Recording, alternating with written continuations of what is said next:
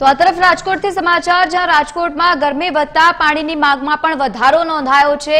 માંગ વધતા પ્રતિ ઘર દીઠ 400 થી 450 લીટરનું પાણી વિતરણ કરવામાં આવી રહ્યું છે।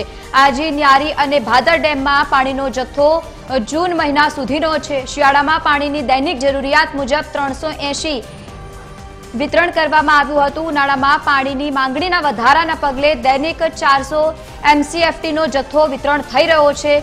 મેયર નયનાબેન પેઢિયારે કહ્યું છે કે લોકો સમજીને પાણીનો ઉપયોગ કરે, બિનજરૂરી પાણીનો બગાડ ન કરે। હાલ ચિંતાની કોઈ વાત નથી, પરંતુ વધુ લોકો રાજકોટમાં રહેવા આવે અને નવા વિસ્તારો ભળતા હોવાથી પાણીની ડિમાન્ડ રહેવાની છે।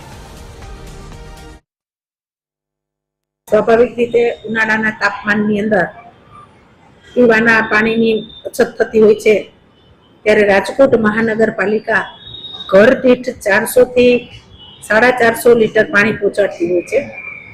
તળના પાણી છે નીચે વયા ગયા હોય એટલે સ્વાભાવિક રીતે છે બોર કૂવાના પાણી પણ મળતા નથી હોતા। વ્યક્તિગત ઘર દીઠ કોર્પોરેશન 400 થી 450 લીટર પાણી પહોંચાડે છે।